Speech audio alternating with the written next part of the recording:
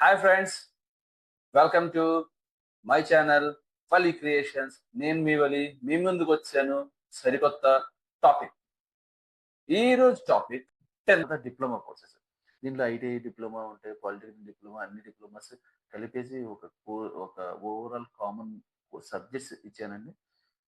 So different ఉండొచ్చు, కొన్ని changes ఉండొచ్చు. సో మీరు వెళ్ళే ముందు ఒకసారి చూసుకొని అర్థం చేసుకొని వెళ్ళటం ఉత్తమం. అయితే కోర్సెస్ ఏమంటారు? పాలిటెక్నిక్ లో engineering courses, all engineering course, diploma courses, civics, civil, mechanical, electronic, CSC, ఈ ఇంజనీరింగ్ ఏమేమి కోర్సెస్ అవైలబుల్ ఉంటాయి అవన్నీ కూడా పాలిటెక్నిక్ లో అవైలబుల్ ఉంటాయి. ఐఐటి డిప్లొమా కోర్సెస్ కూడా అవైలబుల్ ఉంటాయి. డిఫరెన్స్ అయితే ఉండిద్దండి. ఆ కోర్సెస్ మనం రాబోయే వీడియోస్ లో ఇంకా డెప్త్ వెళ్ళి అర్థం చేసుకునే ప్రయత్నం చేద్దాం.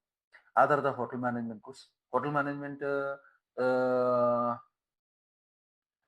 బెటర్.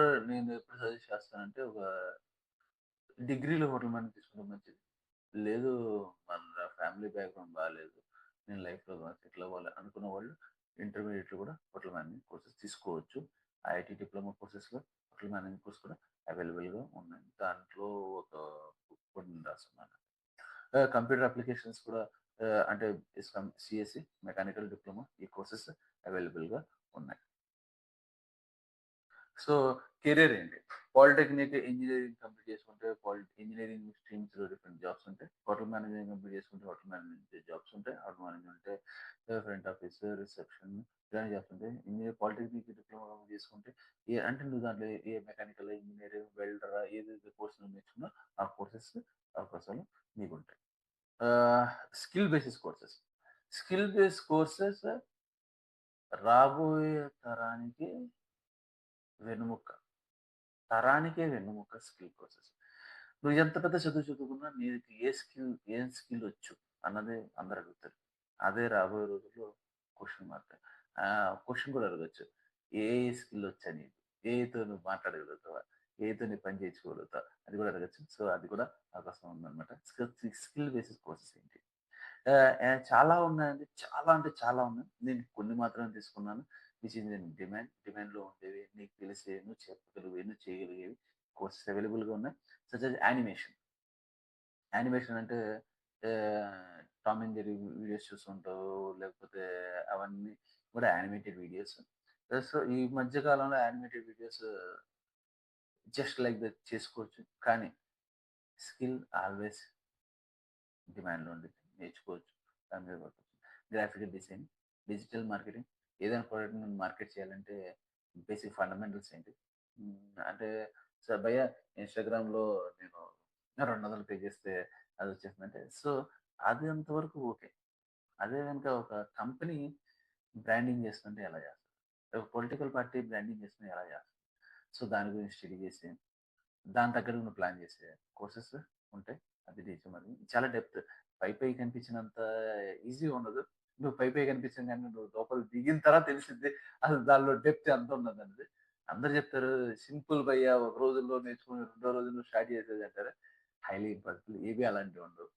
ఏది కూడా ఒక రోజులో నేర్చుకుని రెండో రోజు స్టార్ట్ చేసే ఉండదు. ఇన్ డెప్త్ వెళ్తే కానీ నీకు తెలీదు అసలు సంగతి ఏంటనేది. నీకు తెలిసి వెళ్ళిపోయిన తర్వాత నీకు తెలిసిందా నువ్వేం చేయలేవు.